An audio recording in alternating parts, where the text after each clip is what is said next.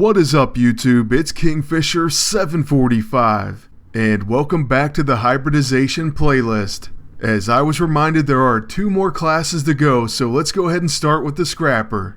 Now, I'll admit, this is one of my favorite classes for hybrid outside of the Bruiser, so originally I was going to go with it last, but instead we're going to use the Tactician last, and trust me, I'll have a very interesting build for that one. With that being said, let's go ahead and get into the Scrapper build, which I do think is a lot of fun. First of all, the Scrapper Hybrid, or Phage Hybrid, has the passive Barbed Spines. This says successful enemy melee attacks against his target give the attacker bleeding and immediately hemorrhage. So right away we have another bleed build on our hands, but this time we're going to focus on hemorrhaging and restoring health. You also probably notice leeching life, but we'll get to that in one moment. First, our regular ISO 8 build includes 4 times Forceful, that's attack, defense, and accuracy, and 4 times Bulky, that would be attack and defense. Although we do have it in a slightly different order, but trust me, there are 4 of each. Next, for our empowered ISO 8, I did debate using our genetic memory EISO, but instead we went with the life draining. This says hybrid restores health when attacking a bleeding target. And trust me, it's going to make a lot of sense in this build. There's going to be a lot of health regeneration. Then, starting with his level 1 AISO, we're using Rioting because it causes it to gain Exploits Bleeds, dealing extra damage against bleeding targets. With the bleed setup we're going to have and his teammate, this is definitely the best option.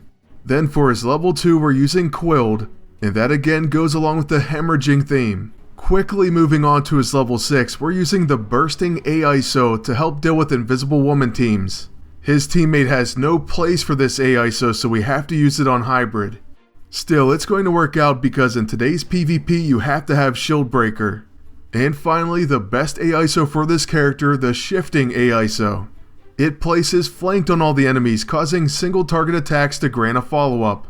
What more could you ask for? Our team is going to have all single target attackers, so this AISO is the obvious choice. Now let's jump right into the action because we do have quite a bit to show you. The first match is against a super serial Invisible Woman and Molly Hayes team. You don't have to go too far in PvP before you face one of these. Now our teammate of course is going to be Drax, and it's the Guardian version, so that means he's going to cause hemorrhage, and because of the Guardian insignia on my agent, he'll cause hemorrhage as well. First though, we do have to get bleeding on our targets, and that's not going to be easy with those shields. While we're figuring out a way to do that in the battle, I do want to go over my setup. My agent's using the Bruiser Safeguard uniform. It reduces damage received by 25% and also protects against single target and area attacks. Then there's a chance to apply Cower with single target attacks. And Bruiser Safeguard lasts 1 round. All in all, it's an awesome costume. And since it has an EISO slot, we're using the Vengeful EISO. That gives us big and fast so we can gain an extra turn while protecting. This seems to proc all the time and you're going to see it throughout these battles. But that's not all, we also have some very special equipment for this team. First, we're using the Kazuri. This is a protect weapon, so it has a chance to protect allies from single target attacks, and the chance to protect scales as health increases. It also has a chance to counter enemy attacks, and this scales as your health decreases. Then this sword causes bleeding, and it has Reddened Tooth. This says it restores health when attacking bleeding targets, and it restores health when attacked by bleeding targets. Right away you can see the health regen that could come from this weapon, especially when using this uniform and this team. Oh, but there's more. We're using the Guardian insignia, which provides survival training to all Guardians of the Galaxy. This means Drax and my agent reduce damage by 50% while their health is over 80%. They're going to be above that mark quite a bit, especially with the healing. But back to the gadget. It's a quick action, and it gives us Rising Up, so a chance to gain Focused, Fortified, Agile, and Strengthened. Next, we're using the Weather Control device, which can place bleeding on the entire enemy team with its Hailstorm. Or it can exhaust them, or it can heal us and remove debuffs. Then lastly, we're using the custom Sword of the Barony, which has Healing Strike. So it causes bleeding, and it says restores health to the team after hitting a bleeding target. By now I'm sure you've seen throughout this battle we're restoring 3000 HP to every single one of our heroes. That's anytime we hit a bleeding target with the custom Sword of the Barony. It's a pretty sweet deal. Also, that weapon is farmable in Season 1, Chapter 11, Mission 3, and mine's not even a level 300. So with the bleeding and the healing on Hybrid, the bleeding and healing on my agent, and then even Drax has some extra healing of his own. Most of it's going to be due to the sympathetic EISO which we have on his level 2. So every single turn we use it, and we gain back health. But like I was saying, with all that healing, our team is actually pretty resilient. And with all the bleeding and hemorrhaging, they're usually going to cause the enemies to bleed out way before they get taken down. So that's the team explained. And now, even though this enemy team has been a little bit annoying to this point, we did take Molly out very fast, and Invisible Woman is definitely going to follow suit soon. Meanwhile, we'll go ahead and heal back some HP, even though we don't really need it. I suppose it does help out our agent. Next up, the evil enemy agent uses Combat Communicator. That's something that admittedly I don't have, so I may be a little bit jealous. Followed by an attack from the Savant Spear. The good news for us is we do get a big and fast proc, and so my agent gets to finish off Invisible Woman. Oh, and heal our team back to full health. After that, it's time for Drax, the Destroyer, to put some bleeds and hemorrhaging damage on the agent. For that, let's go ahead and use his level 9 Daggerfall. That is, after we use Cry for Blood and gain back a small amount of HP. At least for our first fight, I do believe Hybrid's going to get the finishing blow. However, since the agent does have 13k health remaining, we'll hit him with the custom Sword of the Barony one last time. So there's a hemorrhaging hit, and we gain back 3046 HP on our entire team.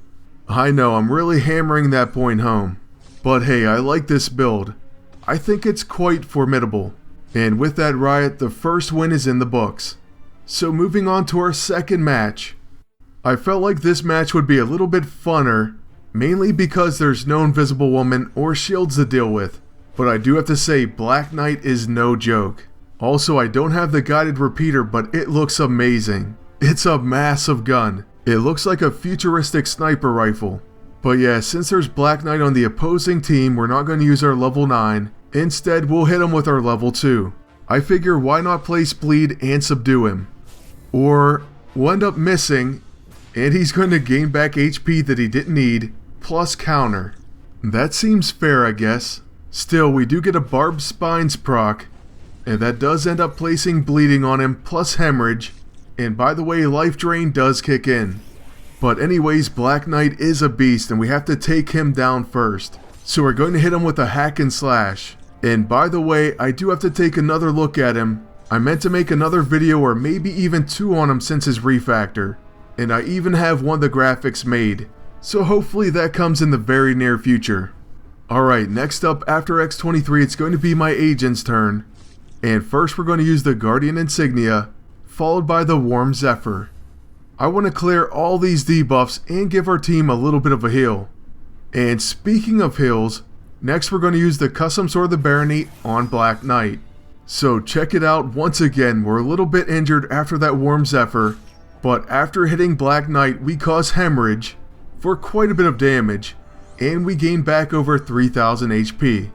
I mean, that's all day. Can you even imagine using the Tactician Empowered Agent and hitting twice with that?